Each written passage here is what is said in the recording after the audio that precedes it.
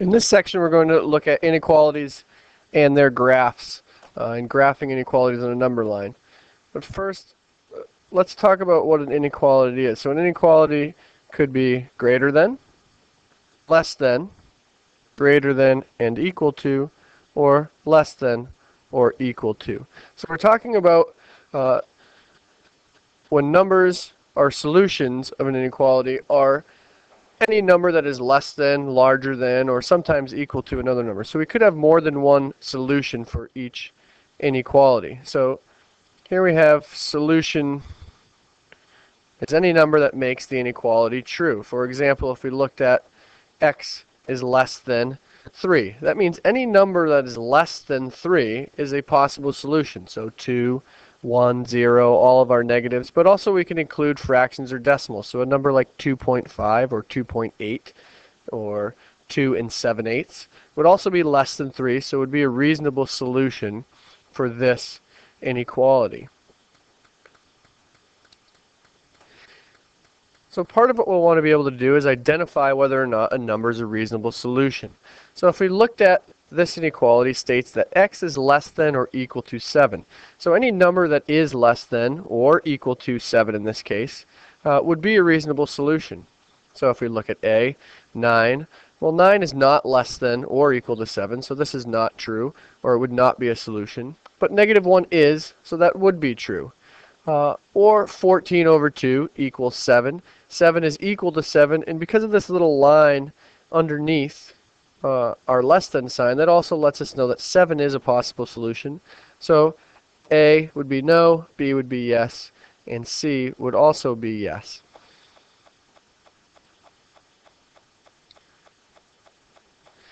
Well, this is a little more complex. We have 2 minus 5x is greater than 13. So if we want to identify a solution by evaluating, let's remember evaluating means we replace the variable with a given number. So if I rewrite 2 minus 5x is greater than 13.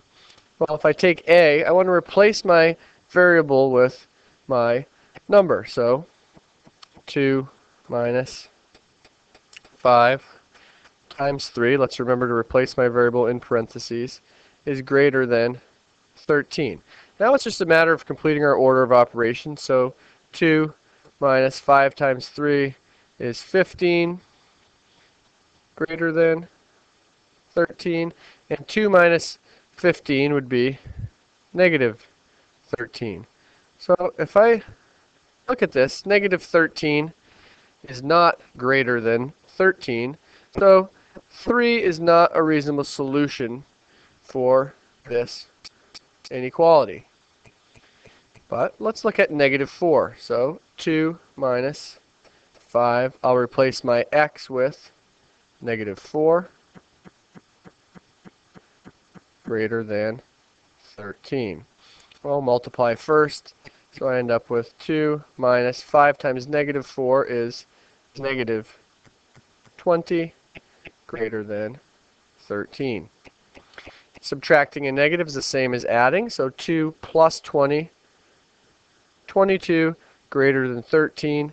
This would be true. Or we could say that -4 is a solution for the inequality 2 minus 5x is greater than 13. So when we're evaluating, remember, let's just replace the variable with the given number. We perform our order of operations and see if it's true.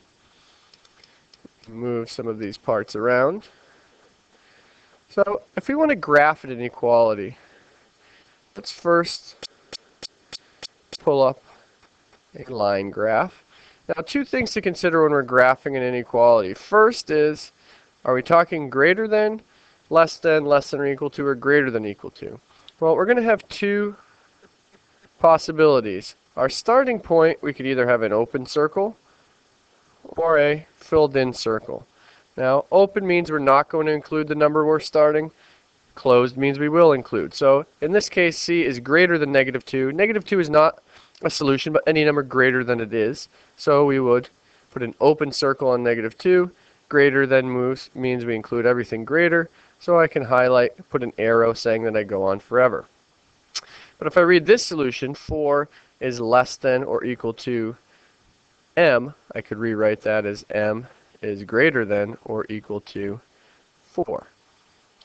Now, since I could equal 4, this is where I'd like to use a filled in circle, saying that I'm going to include 4 in my graph, and I am greater, all of my solutions, m, will be greater than or equal to 4, so again my arrow would go to the right. So recap, open circle means we don't include, so greater than or less than. Closed circle, greater than or equal to, less than or equal to means we do include this as a solution, and our arrow just goes in the direction. If we're greater than, we move to the right. If we're less than, we move to the left. Now the last thing we're going to want to be able to do is to write an inequality for a graph. So in this case, we're going to need to establish a variable. Doesn't make a difference. I'll use p. Well, I see a closed circle and my arrow is moving to the right, so I know that my solutions are greater than. Closed circle means equal to, and I'm starting at 2. And in b, the open circle means I'm not including 0. Again, I'll use p for a variable. I'm moving to the left, so my solutions have to be less than. And open circle, I'm not going to put my little line for equal to, and I'm starting at 0. So that's a basic cap of what we should be doing when we're graphing inequalities. So for homework, please go to page 202 in your book and complete 2 to 24 evens. 2 to 24 evens. Thank you.